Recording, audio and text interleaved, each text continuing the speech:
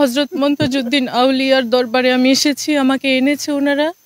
আমি আপ্রাণ চেষ্টা করছি তার গোলামি করার, তার ভক্ত মুরিদানদের খেদমত করার।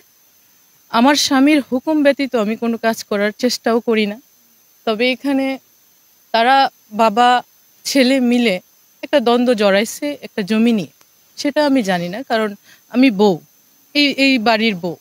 এটা নিয়ে আমার জানার কোনো দুঃখও ছিল না, আফসোসও ছিল না। তারা এটাকে ইস্যু করে এখন দরবারের উপরে প্রভাব ফেলছে। হাজার হাজার মুরিদান ভক্ত আছে এখানে, এবং উনি যে সত্য একজন জিন্দা ওলি সেটার প্রমাণও আমাদের কাছে অহরহ আছে। ওনার অনেক কি বলে অলৌকিক ঘটনা, কেরামত আপনারা জানতে পারবেন। ভক্ত মুরিদান যারা প্রবীণ আছে তারা জানে।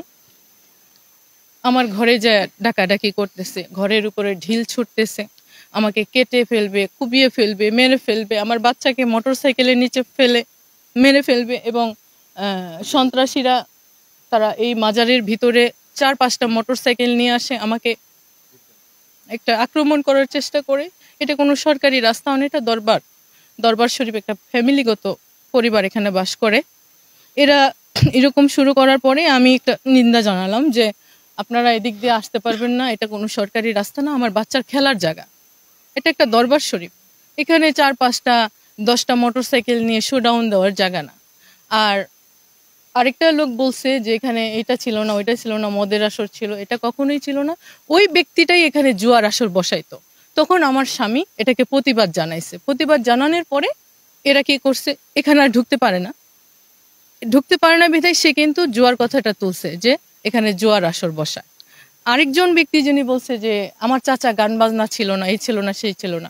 এই ব্যক্তি একদিন বদমাইশি করতে আসছে একটা মহিলা নিয়ে এই মাদ্রাসার ভিতরে, তখন আমার ছেলেরা দেখে ফেলছে, তখন আমি এটাকে প্রতিবাদ জানাইছি। বলছি যে প্রতিবাদ জানানোর পরে ওই লোকটা কি করেছে, এখন আমার বাসস্থান খাগড়াছড়ি ডিস্ট্রিক্ট, মাটিরাঙ্গা উপজেলা, টাইনডং ইউনিয়নে আমার বাসস্থান। আমি আজকে 53 বছর এখানে বায়াত হয়েছি। বোধহয় আমার পর আমার এমন লোক আর এখানে আছে বলে আমার জানা নাই। বোধহয় বায়াতের বয়সে আমার 53 বছর। আমি এখানে দায়িত্ব পেয়েছি খাগড়াছড়ি ডিস্ট্রিক্টের একজন খেলাফতপ্রাপ্ত, এবং এই দরবার শরীফের যে কমিটি, এই কমিটির সিনিয়র সহসভাপতি। এই 53 বছর পর্যন্ত আমি এখানে উরুস করতেছি। এর আগেও কিন্তু উরুস হয়েছে। এই যাবৎ 70, এটা হয়েছে 70তম উরুস আরম্ভ হয়েছে। 69 পর্যন্ত কিন্তু দেখছি আমি সব মিলমিশ, এই তাবরিজের বাপ, তাবরিজের ভাই বেরাদর সবাই মিললে কিন্তু এখানে উরুস করতো। 69তম গত বছরের ডাক, এটার ফুটেজ আছে, তাবরিজ সরকারের কাছে আছে, আমাদের কাছেও আছে।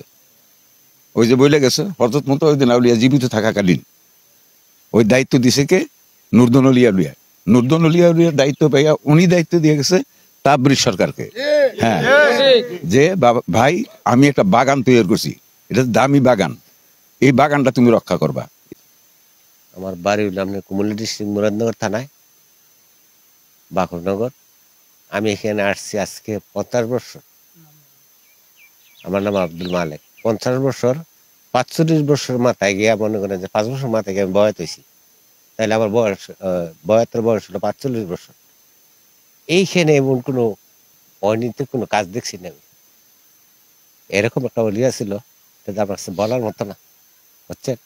তো মনে করেন যে এই কথাটা না করে যদি আমার মাথায় একটা ফিডা মাইরে লাগতো তারপর ভালো আছিল।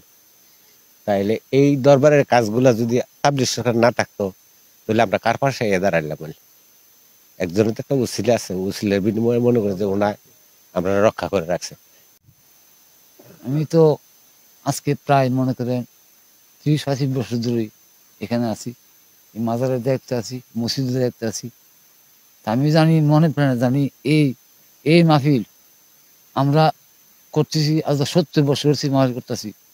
আমরা বিকাল মাগরিব বাদ মিলাদ করি, 10টার পর আমরা হজম শরীফ আদায় করি, জিকির আজকার করি, জিকির আজকার মধ্যে মধ্যে আমরা রাত পড়াই দিই, সকালে নামাজের পর তোবর খাই।